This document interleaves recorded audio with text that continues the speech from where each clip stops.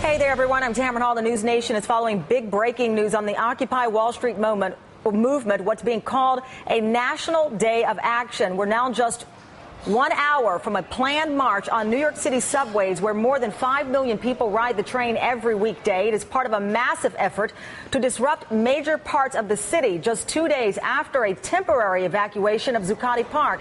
Now, the movement's epicenter, that is where protesters first set up shop exactly 2 months ago today. Dozens of arrests were made this morning during scuffles with police as hundreds flooded the streets outside of the New York Stock Exchange. Now, this video shows police violently pushing protesters as they try to contain the swelling crowd. And there are reports that at least 4 officers were injured after an unknown liquid was tossed into their faces. Meantime, a nationwide show of force is also underway right now with more than a dozen cities participating in Occupy protests from Oregon to Boston. You see there, look at that map. And one of the largest rallies is in L.A. right now. Hundreds blocked an intersection between the Bank of America Tower and the Wells Fargo Plaza before police intervened. 18 people arrested there. NBC's Mara Schiavocampo is live in Zuccotti Park, Lower Manhattan, and I understand, Mara, you witnessed just a short time ago. I saw you tweet about it, another dust-up, if you will, between the protesters and police.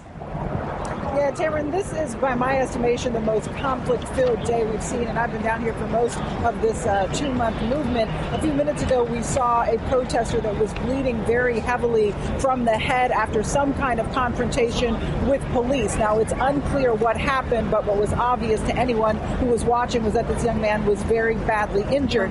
Now, all day long, since about 7 o'clock this morning, we've been seeing these clashes with police. Not consistent, but they rise and fall in ebbs and flows. But this is definitely the longest stretch of these kinds of clashes in one day that we've seen here in New York. It started out this morning with the march to Wall Street. About 700 people gathered at Wall Street to try to block employee access. So the people who were working on Wall Street, the protesters, were trying to keep them from getting to their jobs. They surrounded police checkpoints. They tried to get into subway stations and block the exits and the like. And then they came and gathered here at Zuccotti Park. Now, they were evicted from Zuccotti Park from camping a few days ago, but they are still free to come here and gather. As Mayor Bloomberg said, that's part of their First Amendment right, and that is what they have been doing here since this morning's march. There have been a lot of clashes within that time here at the park, where every so often police and protesters get into a bit of a scuffle. A few people are arrested. The crowd gets riled up as a result of that. Then things calm down, and then it happens again. Now, later this afternoon, there is another very big event planned. There is a big march that's going to take place where the protesters will be joined by labor unions. They are expecting thousands of people to join them for a march across the Brooklyn Bridge. They're hoping this will be one of their biggest events yet. In terms of numbers we have of what's happened today, we're hearing over 100 arrests here in Lower Manhattan. No precise number yet from the police. And we are hearing those reports that at least 4 police officers were also injured.